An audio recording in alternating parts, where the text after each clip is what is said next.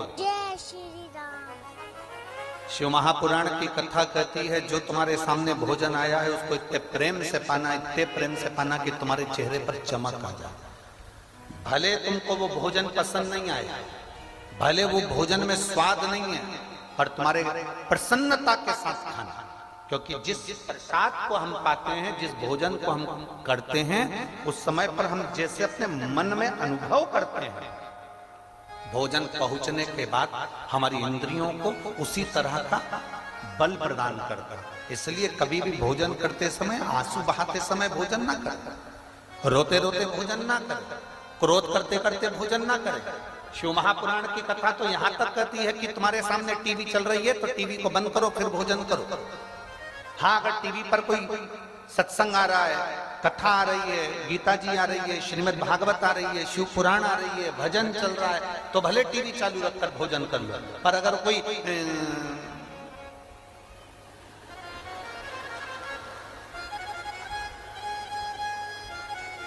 भाभी जी घर पर है और तुम टीवी चालू कर कर भोजन कर रहे हो और भोजन करते करते तुम्हारा ध्यान उस टीवी पर बना हुआ है, तो तुम्हारी इंद्रियों के लिए वो श्रेष्ठ नहीं, तुम्हारी इंद्रियों के लिए वो ठीक नहीं। भोजन करो,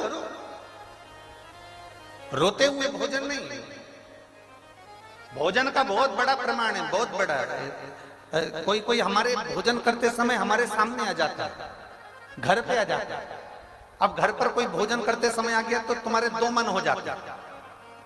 एक मन से तो तुम कह रहे हो आओ साहब भोजन कर लो, और दूसरे मन से सोच रहे हो जाता क्यों नहीं।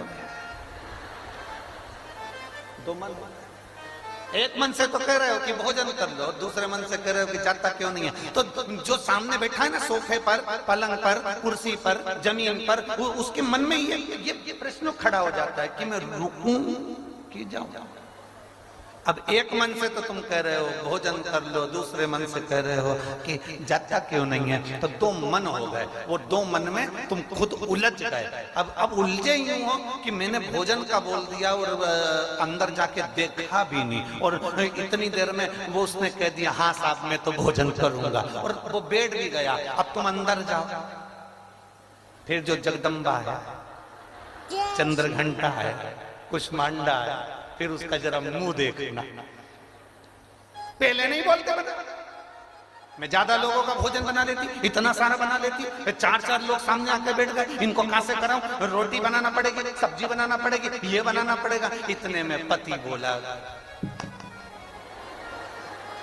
एक काम कर, मैं अपनी थाली उठा कर लाता हूं, उसमें जो जो रखा है तो वो दे दे। ए देवी थोड़ी देर चुप हो, तेरे हाथ जोड़ता हूं। अब जो बाहर बैठा है ना वो भी उलझा हुआ है, खाऊं कि नहीं, क्योंकि अंदर जितने हैं ना वो सब खिलाने के पक्ष में नहीं है। और जो खा रहा था तो वो तो झूठे मुंह तो बोलना ही पड़ेगा ना कि लो साहब भोजन करो साहब, तो मन इसका भी नहीं था, पर बोला है खाओ, और उसका मन था कि मैं खाऊं, अब वो भी उलझा था। वो इंद्रियों के लिए श्रेष्ठ नहीं,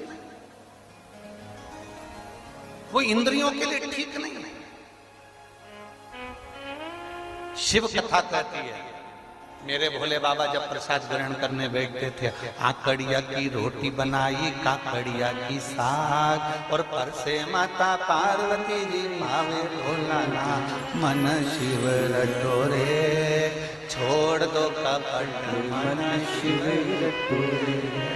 आकड़िया की रोटी बनाई, काकड़िया की साग, आकड़िया की रोटी बनाई, काकड़िया की साग, परसे माता पार्वती जी, परसे माता पार्वती जी, पावे भोलानाथ मन शिव रटोरे, छोड़ दो कपट मन शिव रटोरे, मन शिव रटोरे, छोड़ दो कपट मन शिव रटोरे।